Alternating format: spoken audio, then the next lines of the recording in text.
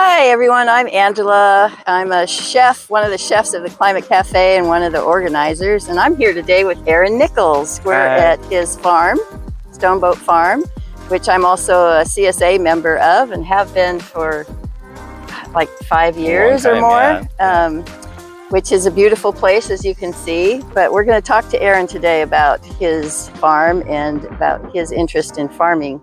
So Aaron, can you tell us how you came to be a farmer and what drew you to it? Yeah, sure. I was a chef for about 10 years or so, and then when my wife went to grad school, she went to grad school in upstate New York, and there weren't many places for me to cook, and so I tried farming, and I liked it. So I took a couple of years to figure out how to get it going, but then I started Stoneboat Farm. Yeah. Awesome. So how long have you been doing farming, and how long have you been at Stoneboat? I've farmed for about a dozen or so years, and this is our 10th season on Stoneboat Farm. Oh, wow. Yeah, so our 9th season of having a CSA.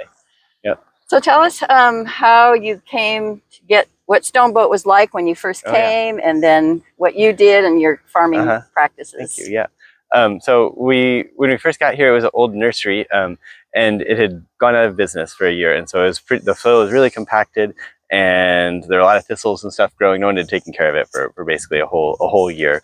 And before that, I think the nursery had been kind of running out of money, and maybe hadn't been taking as good care of it as they would have liked. And so it was pretty rough going at first. We had to have one of our neighbors come over with a gigantic tractor to disc it for us, because the ground was so hard. It was like trying to farm in a parking lot. It was really hard. Wow. And so since then, what we've done, we've added a lot of fertility. So we had ground up rock dusts and that sort of thing. We test the soil every year and balance out the fertility to try to get good nutrients for the plants and then for people to eat, of course. And then we add a bit of compost. We're standing next to a giant compost pile just off to the side. And then we also grow a lot of cover crops. That's our biggest way of helping out the soil texture and also the nutrients that go into the soil is by growing cover crops. So in the winters, pretty much every field will have some sort of cover crop, either between the rows of kale or just the whole field will be cover cropped, often taller than me by the spring. And then that gets tilled in right in the field, and that's kind of like a compost that's grown right there. And then some fields, I don't know if you can see it from that angle, but there's a big field over there that's going to go into a summer cover crop of Sudan grass that gets like 8 or 9 feet tall. So yeah, that's our Sudan grass. Sudan grass, yeah. It's a grass that grows in the Sudan, but it also grows here, but only in the summers. It dies as soon as it gets cold. Have you used that as a cover crop? Yeah, we use it every year. Well, last year we missed it, but last year was a rough year. But it varies where it is. So each year, fields, we rotate all of our crops, and so we normally save about 2 acres to get a summer cover crop into it. Is what we shoot for. So that's this year they happen to be visible. They're right up here. Last couple of years they've been kind of far out that way. Sometimes we'll put sunflowers in there too, just to make it extra pretty. How many acres do you have here? We own 30 acres. My brother has about 2 acres that he's got a little farm on, and then about 15 or so of the remaining acres are farmable without being too steep or in a parking lot or having trees on it or being too close to the creek, I guess, are the things we don't farm. And so that leaves about 15 acres. We put vegetables on 13-ish of those every year. And a lot of those we'll put vegetables on twice. So we'll grow 2 crops, salad and then chicories, or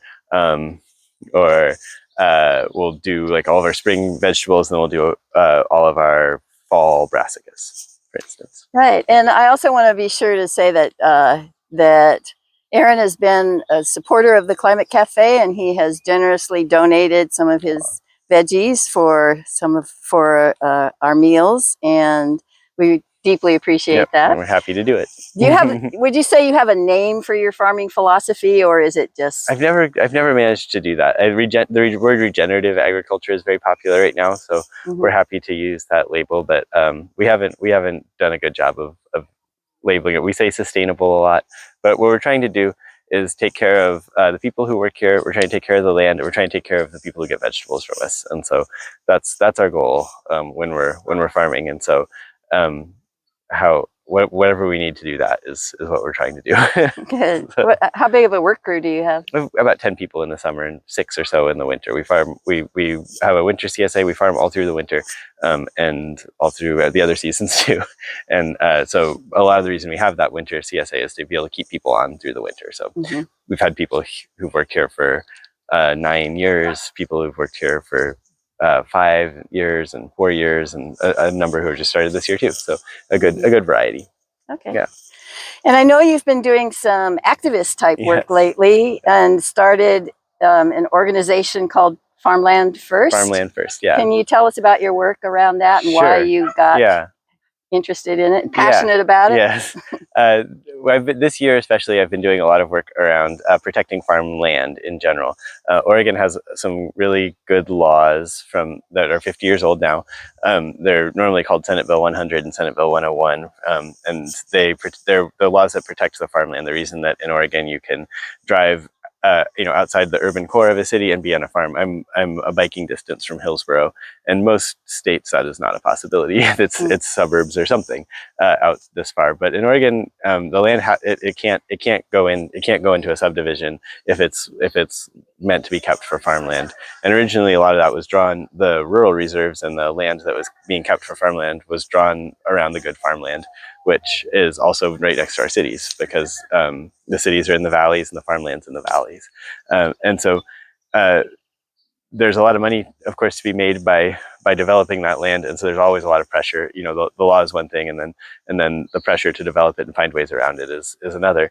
And so it feels in the last few years, I've been feeling the pressure more around here. Not that anyone wants to buy my farm, but around us, we can see subdivisions and stuff in land that's really good farmland. And so it's been bothering me for a while.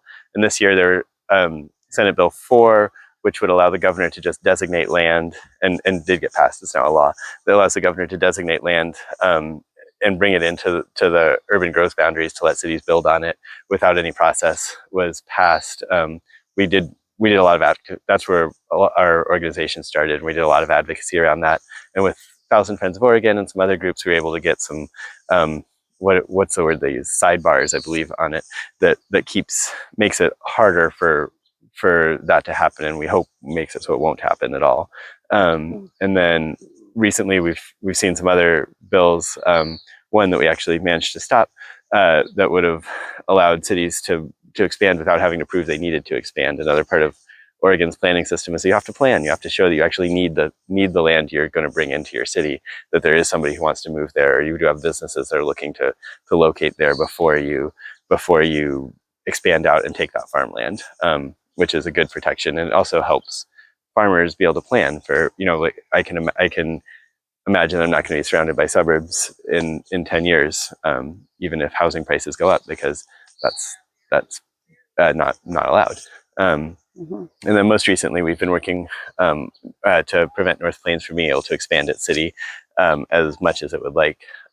They're looking for about 2.5 times the size of their city. It's very close to me, and we want to have more input and be able to talk about like how to keep the farming community in the area, which there's a lot of it.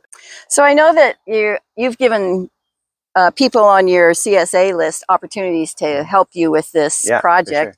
Sure. How can people learn more about it and look for opportunities to like sign petitions or do whatever? Yeah, the easiest way is probably to check out the website of our organization, which is called Farmland First, and the website is farmlandfirst.org. And it's a pretty new website, but we've got the major things we're working on there, and as we do more, have more opportunities and ways to engage, that will be available there. And if you join the email list or put a note in about what you're interested in, we'll definitely contact you when we're working on that sort of work. Yeah. Awesome. And then how can people learn about your CSA? Oh, our farm, you can learn about our farm at Stoneboat PDX, like the Portland airport code, .com, stoneboatpdx.com. And you can see all about the farm, how we farm, and the CSA and all those sorts of things. Awesome. Thank you, Angela. Thanks Yeah. so much. Yeah.